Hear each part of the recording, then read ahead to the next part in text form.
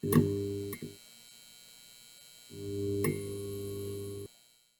today we're going to take a little look at an update for the webcam situation during this pandemic. So it's still ongoing, unfortunately. With the web cameras, prices haven't really come down all that much with them.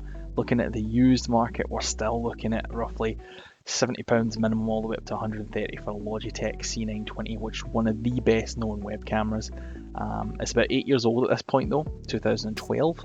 And you do get a whole load of kind of cheaper webcams as well nowadays, but the quality definitely varies from camera to camera. So today I'm going to take a look at a little camera and show you just a kind of affordable alternative viewer. So I was previously using my Mate 20X as my camera, and I still occasionally do depending on what I'm doing, but basically the quality on it was fantastic. But I was using a USB cable and I was using either Arian or I was using Droidcam X for the software.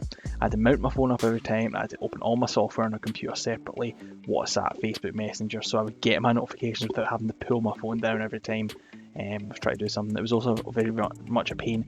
I was streaming and someone tried to phone me and I'm reaching up and touching it and so forth. So some people still prefer and still want a web camera. So the one I've found as a cheap alternative is this one here. Now this is the Angtube 825 and this is the one that I picked up.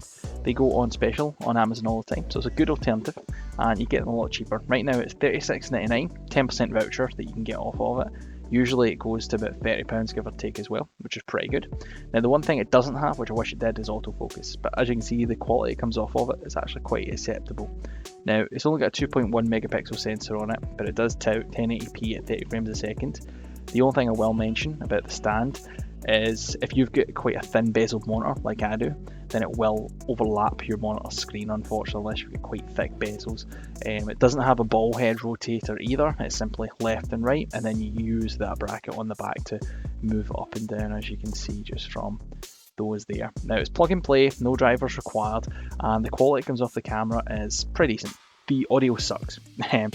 Don't even bother with the audio on it. Get a headset, pick up a really cheap kind of boom mic if you want, that you can attach to just the previous pair of headphones. They are really cheap nowadays. Now taking a look at the camera by itself, there's a couple of things I would mention with it. Now out of the box, although it is plug and play and it does work, I would recommend using it through a third party software, something like Streamlabs or Studio OBS or Minicam, something that you can tweak the levels in the camera. And the reason I mention this is the quality of the actual picture that comes out of it, from my opinion, from how it looks to begin with, is not spectacular. So at the moment I do have a filter on this, which I've simply just customized myself. I'm going to turn that filter off just for a second so you can see the difference. And as you can see, the colour just drains out of the picture. It's got no hue, no saturation, and it just looks quite kind of all together as like hazed. Now if I turn that filter back on, you can see it gains a bit more colour, gives my face a little bit more kind of punctuality, the whites and the grey in my jumper here, or the black in my jumper, sorry, the purples in the underfelt, which don't decorate. But for those, it's just a really easy setup, so I'll just show you just how I done that just really quickly here. So if I just go back to this here, you can see this is OBS Studio and this is the options I've got. So filter off, filter on, filter off, filter off, and you can see the corner, the big difference that creates. Now it's just a case of playing with the sliders to get the image the way that you want it to look, the contrast that you want, the brightness that you want, and where you think it's going to give you the most detail, where you want your saturation levels. It's not hard. You play about with it until you're happy, essentially. Usually I have two set up for profiles. I have one for day and one for night. So at the moment I've got a ring light in front of me on, which I turn off, and you can see the picture darkens quite suddenly. But if I remove the filter, it brightens up, but it loses the colour. So I've got a filter usually for daytime and nighttime, so that one just for the ring light and one with kind of the two lights on. But it's easy to improve the quality. The camera is not very expensive, you can pick it up in special all the time. I would say they do higher models, but they are in the £40 to £50 bracket. I've not seen them on special as much, but they do have the autofocus on them, so if that's something you're looking for, definitely worth it.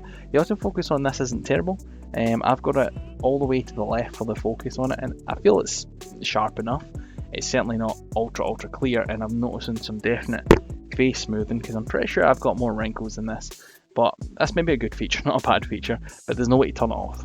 But it does both things like that in the description for the camera though. So when we go down a bit here, automatic low light correction, which it does do, but your colour's just shot, completely washed over.